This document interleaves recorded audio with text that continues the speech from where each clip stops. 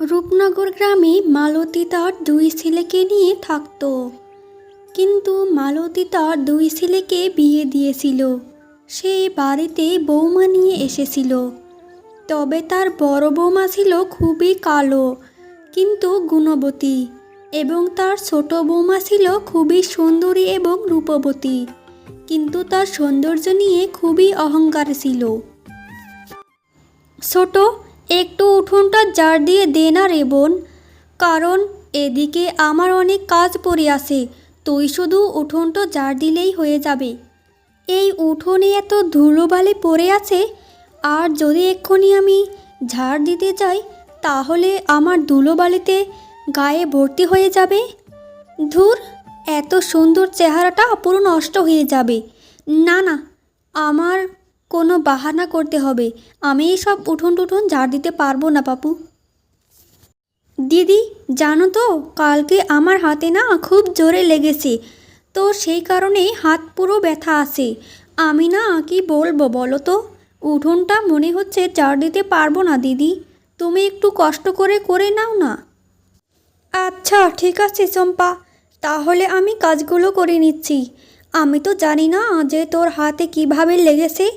ঠিক আছে বোন, তোর করতে হবে না, আমি একা করে সব কাজ করে নিচ্ছি। তুই যদি আমাকে একটু সাহায্য করতিস তাহলে যে আমার কাজগুলো এগিয়ে যেত, না হলে যে সংসারে অনেক কাজ পড়ে আছে রে। ঠিক আছে, তুই বিশ্রাম কর গিয়ে। কি গো ছোট বৌমা, তুমি এখানে একা একা বাড়ির সব কাজ করে যাচ্ছ সেই সকাল থেকে? তা ছোট বৌমা কোথায় গেল? ওকে তো এখানে ধারে পাশেও দেখতে পাচ্ছি না মা। মা, কি বলি বলুন তো, ছোটোর হাতে একটু লেগেছে, তাই সে হাত নিয়ে কোনো কিছু করতে পারে না। তাই তো আমি বললাম যে তুই একটু বিশ্রাম কর, তাই তোকে আজ কোনো কাজকর্ম করতে হবে না। তাই তো আমি বাড়ির সব কাজগুলো একা একা করছি। আচ্ছা, বুঝেছি, না করার বাহানা। ও তো সারাদিন রূপচর্চা নিয়েই ব্যস্ত থাকে। কিন্তু মা, কারো কি হাতে লাগলে সে কি মিথ্যা কথা বলবে? আর ছোট এমনভাবে কেন মিথ্যে কথা বলবে বলুন তো? আরে বৌমা, ও সব তুমি বুঝবে না গো মা, তুমি যে অনেক সাদাসিধে, তাই তোমাকে যে কেউ বোকা বানিয়ে চলে যেতে পারে। কিন্তু আমার যে বয়স হয়েছে, আমার 7 কাল গিয়ে 1 কাল ঠেকেছে, এমনি এমনি কি চুল পেকে গেছে? আচ্ছা ঠিক আছে মা, যা হওয়ার হয়ে গেছে। চলুন তো, এবার আমি আপনাকে খেতে দেই। আপনার তো মনে হয় খুব জোরে খিদে লেগেছে। চলুন মা, আর কথা বলতে হবে না। হ্যাঁ হ্যাঁ বৌমা, চলো, খুব জোরেই খিদে পেয়েছি, চলো এবার খেয়ে নেই। কি গো শুনছো? বলছি এই গ্রামের সবথেকে বেশি সুন্দর কে বলো তো? আরে গিন্নি, আবার কি প্রশ্ন করছো বলো তো দেখি। আরে বলো না।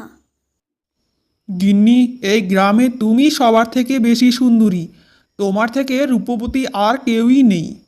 হ্যাঁ, সেটাও জেনে রাখো যে আমার থেকে কেউ সুন্দরী হতেও পারবে না। জানি না মা তোমাকে কি দেখে যে আমার সাথে বিয়ে দিয়েছে, তা কে জানে। তোমার থেকে আরও ভালো ছেলে পেতাম, বুঝেছো? কারণ আমার এত সুন্দর দেখতে যে কোনো ছেলে দেখলেই আমাকে পছন্দ করে নিত। কেন গিন্নি, এসব তুমি কি কথা বলছো? আমি কি দেখতে খারাপ নাকি? না আমার মধ্যে কি কম আছে বলো তো দেখি। হ্যাঁ, যাও না, একটু আয়নার সামনে গিয়ে দাঁড়িয়ে দেখো নিজের চেহারাটা, তারপর বুঝতে পারবে তোমার সাথে আমার একদম মানায় না, বুঝেছো? তুমি কোথায় আর আমি কোথায়, জানি না কোন দুঃখে যে মা তোমার সাথে আমার বিয়ে দিয়েছিল কে জানে। দেখো গিন্নি, এত বেশি রূপের অহংকার করা ভালো না। আজকে তোমার রূপ আছে তো কালকে নাও থাকতে পারে, তবে মানুষের মনে গুণটাই বেশি দরকার। কিন্তু সেটা তো তোমার মনে নেই। যত সব, সারাটা দিন বসে রূপচর্চা করতে থাকি। এই এই শুনো, একদম বাজে কথা বলতে আসবে না আমার সামনে। তোমার কপাল ভালো যে আমার মতো এত সুন্দরী মেয়ে পেয়েছো। তা না হলে ওই দিদির মতো কালো পেতনি তোমার কপালে জুটতো, বুঝেছো? যত সব। কেন গিন্নি, তোমার রূপটাকে নিয়ে আমি ধুয়ে ধুয়ে জল খাবো নাকি?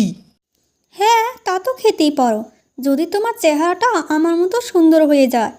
যখন আমাকে নিয়ে রাস্তাঘাটে বেরো তখন আশেপাশের লোকেরা তো আমার রূপের প্রশংসা করে। কেন, তোমার কি তখন ভালো লাগে না বুঝি? ধুর, সরো তো দেখি, আমাকে এখন ঘুমাতে দাও। সব সময় রূপ আর রূপ, সারাটা দিন ঘরে বসে বসে শুধু এই করতে থাকে। কালকে আমার সকালে উঠতে হবে। সরো দেখি, আমি শুয়ে পড়ি এখন। হ্যাঁ, তাই তো, আমি একটু সুন্দরী বলে সবাই আমার রূপটা নিয়ে হিংসা করতে থাকে।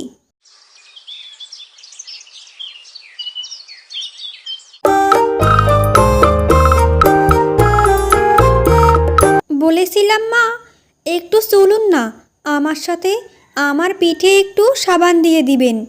চলুন, আমার না পিঠেতে হাত যাচ্ছে না, তাই আমি ভালোভাবে সাবান দিতে পারছি না।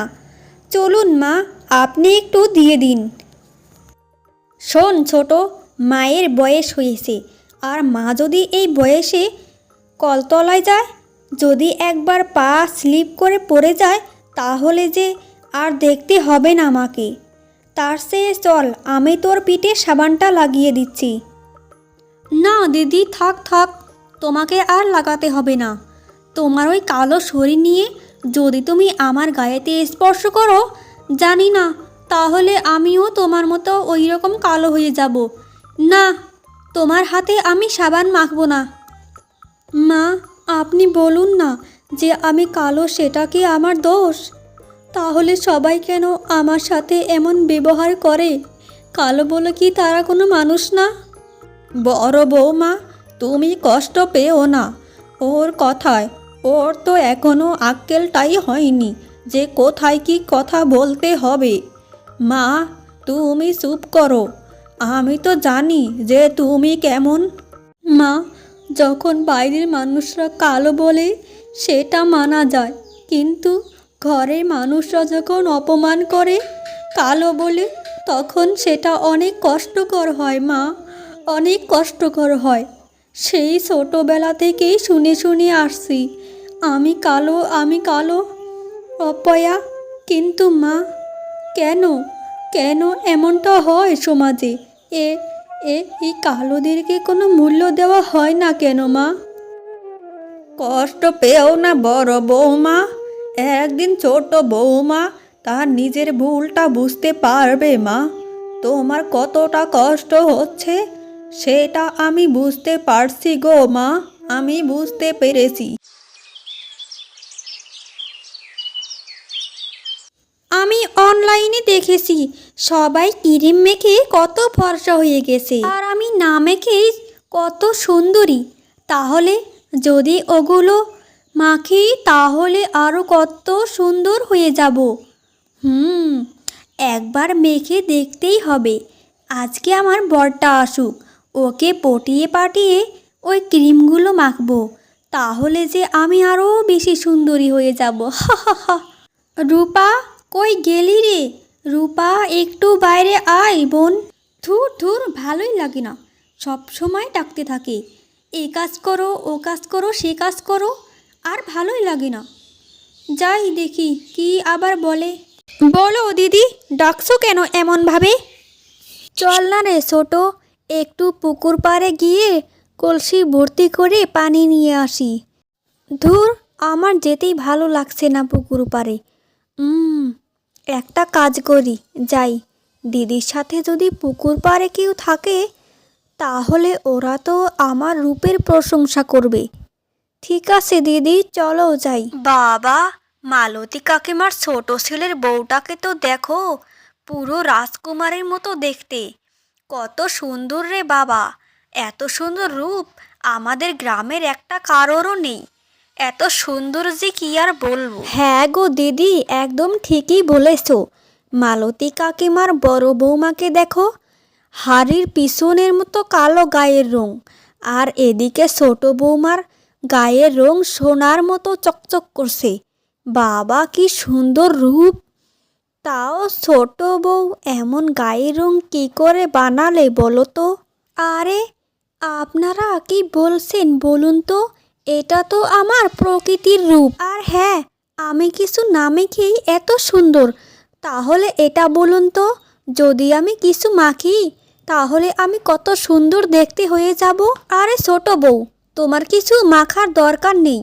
তুমি না মেখেই এমনিতেই এত সুন্দর। তার থেকে একটু কাজ করো, তোমার জিনিস টিনিস নিয়ে তোমার বড় যাওকে একটু দাও, যদি একটু মেখে মুখে গায়ের রংটা একটু ফিরে আনে। হ্যাঁ, সেটাই তো বাকি ছিল। দিদি যতই কিছু মাখুক না কেন, দিদির গায়ের রং আর কালো থেকে সাদাই হবে না, এমনই থেকে যাবে গায়ের রং। দেখ ছোট, বিধাতা যেই রং দিয়ে পাঠিয়েছে পৃথিবীতে, আমি সেটা নিয়েই ভালো আছি। আর আমি এটা নিয়েই থাকতে চাই। আমার অত বেশি চাহিদা নেই। আর হ্যাঁ, আমার কোনো কিছু মাখারও দরকার নেই। থাক থাক দিদি, তোমাকে আর বলতে হবে না। তুমি যে মন থেকে বলছো না, সেটা কিন্তু আমি জানি।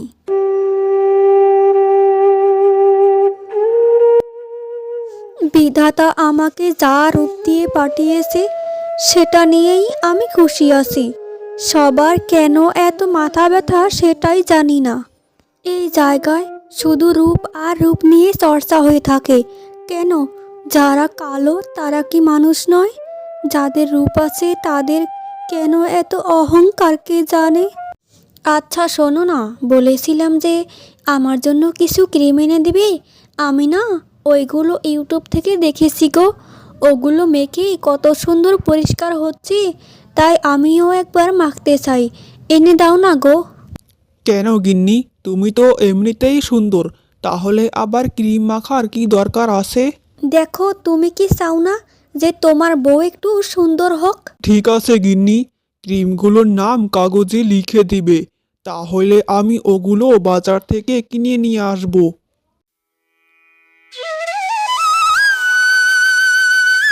আরে আমার সারা শরীর, মুখে হাতে পায়ে এসব কি বেরিয়েছে? এসবের জন্য আমার পুরো শরীরটাই খারাপ হয়ে গিয়েছে। এখন যে আমার মুখ কাউকে দেখাতে পারবো না। এইসব কি হয়ে গেল আমার সাথে? তারপর আলো একটা কবিরাজ মশাইকে ডেকে নিয়ে আসে।